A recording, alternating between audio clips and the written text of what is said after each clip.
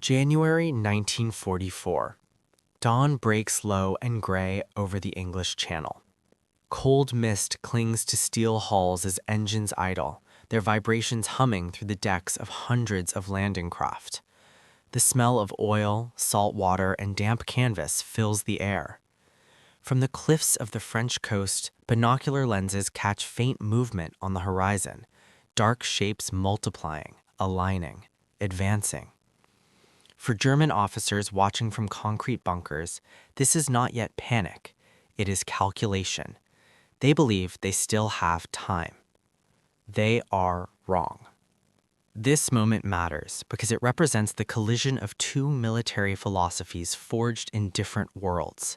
By 1944, Germany had spent years perfecting defensive doctrine along occupied Europe's coastline. The Atlantic Wall, thousands of bunkers, gun emplacements, and obstacles, was built on one assumption, that any large amphibious invasion would be slow, fragmented, and vulnerable during its earliest hours. German planning expected hesitation, delays, and confusion at the water's edge. What they instead witnessed was speed, industrial, mechanical, and relentless. German officers had been trained to believe that amphibious warfare was inherently chaotic. Memories of Gallipoli and the First World War still lingered in European military thought. Landings bogged down by weather, miscommunication, and logistics. Even early Allied landings in North Africa had appeared limited and tentative. The expectation was clear. Any American-led assault would require days to establish momentum, hours perhaps before command structures stabilized. That belief shaped German confidence. What unfolded across Sicily in July 1943 and Normandy less than a year later shattered those assumptions. The Americans did not pause. They arrived already organized. Historical records reveal the scale of what stunned German command. During Operation Husky, the Allied invasion of Sicily, over 3,000 ships and landing craft were assembled, moving more than 160,000 troops ashore in the opening phase. German after-action reports captured the shock.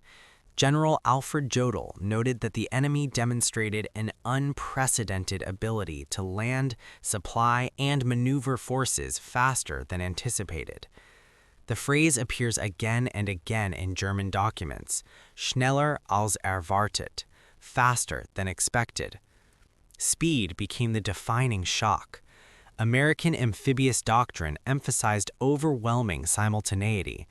Naval gunfire, aerial bombardment, engineering units, and infantry moved as parts of a single mechanism. Landing craft hit beaches within minutes of one another. Bulldozers followed infantry almost immediately, clearing exits while shells still fell. Temporary harbors began forming while the battle was ongoing.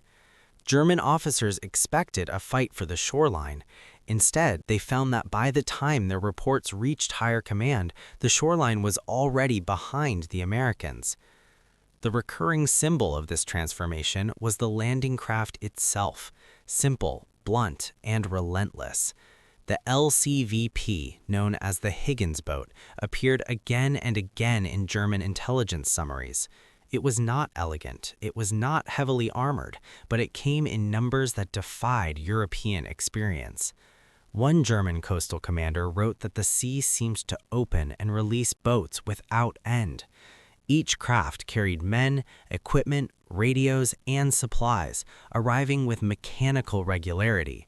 American abundance was not abstract. It was audible in the constant engine noise, visible in the endless waves of craft, and measurable in tonnage. On D-Day alone, American forces landed approximately 73,000 troops on Utah and Omaha beaches within hours. By nightfall, despite heavy resistance, they had secured footholds and were unloading vehicles and artillery. German officers had believed this phase would take days. Documented German communications reveal frustration and disbelief. Field Marshal Erwin Rommel, inspecting defenses months earlier, had warned that speed would decide the invasion. Once ashore, he believed, Allied material superiority would become unstoppable. His fear was realized not gradually, but immediately. The speed of American amphibious operations compressed time itself. German units were forced to react before they could fully understand the situation. Emotionally, this created a profound contrast. German officers had expected order. They encountered acceleration. They anticipated deliberation. They faced momentum. The psychological effect was destabilizing.